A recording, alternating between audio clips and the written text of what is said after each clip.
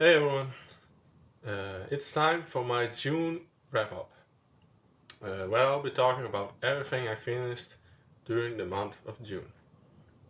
Now, this ended up being one of my slower reading months of this year so far. I only finished two novels, which is definitely less than I usually hope to read. And part of that was because we had an incredible heat wave here in Europe, and between working here on the farm and the temperatures being well over 30 degrees for several days, I simply didn't have as much energy for reading as I normally do. Still, I'd rather have a month where I read two books I really enjoyed than force myself through a bigger stack of books just for the numbers. And while neither of these became an all-time favorite, I still had a good time with both of them.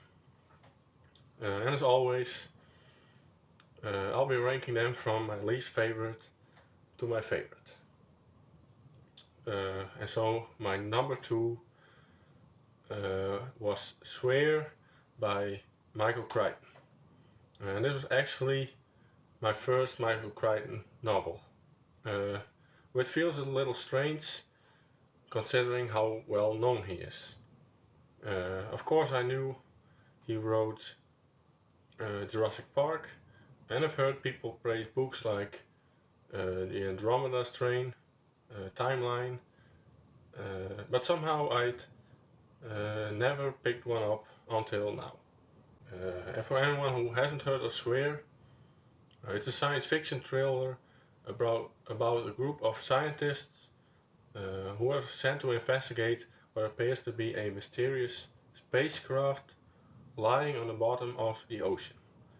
And as they begin exploring it, strange and increasingly dangerous events start taking place. And the story slowly turns into a psychological mystery as much as a science fiction novel. And one of the things I immediately noticed was how easy Michael Crichton is to read. Sometimes hard science fiction can become bogged down with technical explanations, but it never really happened here. There are plenty of scientific ideas discussed throughout the novel, but they're explained clearly enough that I never felt lost.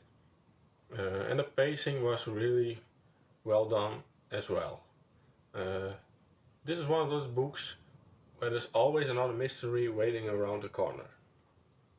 Every chapter seems to reveal another piece of the puzzle, and it constantly made me want to keep reading just one more chapter before putting the book down. And I also really enjoyed the setting. Stories that take place in uh, an isolated location almost always work for me. And an underwater habitat is about as isolated as you can get. The constant reminder that thousands of feet of ocean are sitting above the characters creates an incredible sense of tension. And even during the quieter moments, there's always this feeling that something could go terribly wrong. And the atmosphere is probably my favorite aspect of the entire novel. And as for the characters, I thought they were good enough, but they weren't especially memorable. They all served their purpose in the story, but I never really became emotionally attached to any of them. And for me, the mystery was always the main attraction rather than the people investigating it.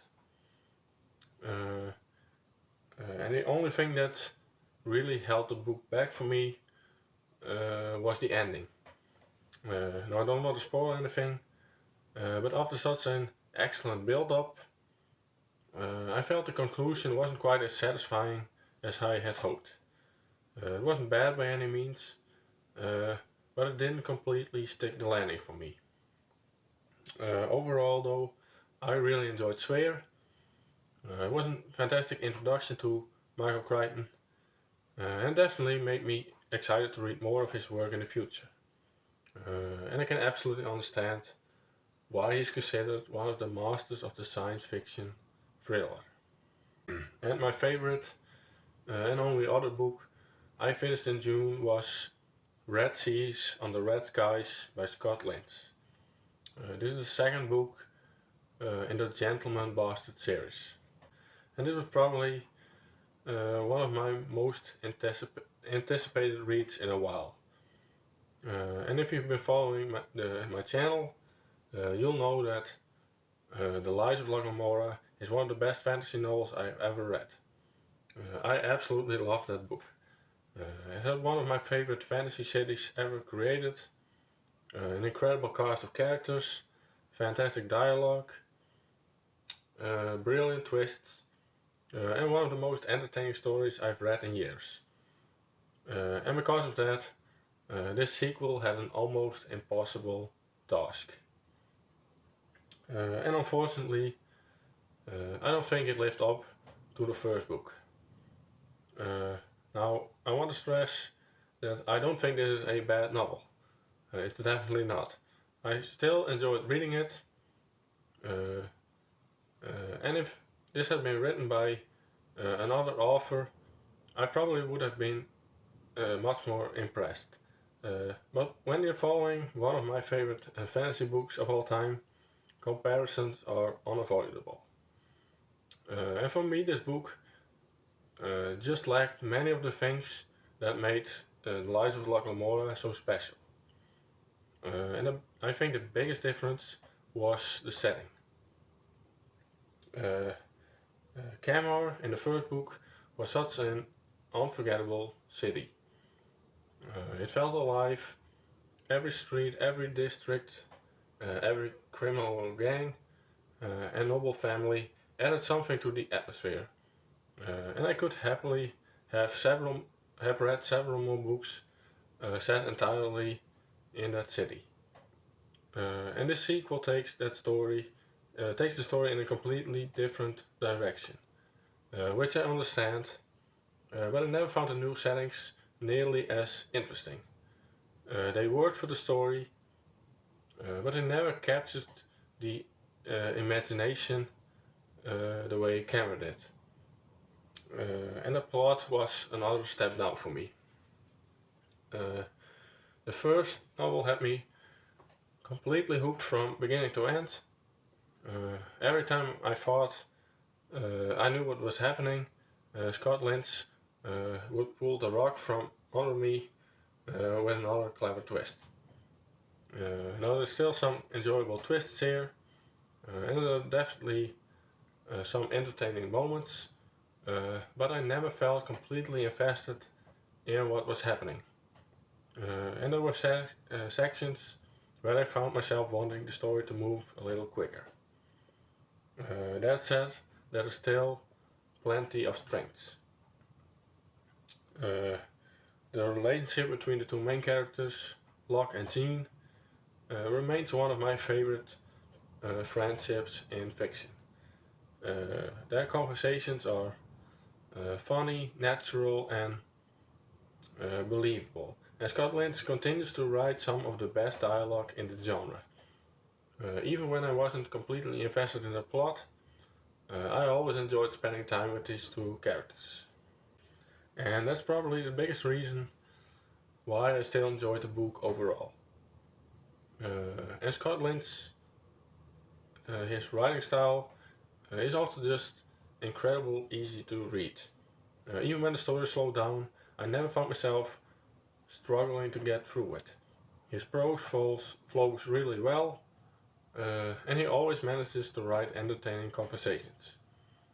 And I think part of my disappointments comes from just how much I loved the first book.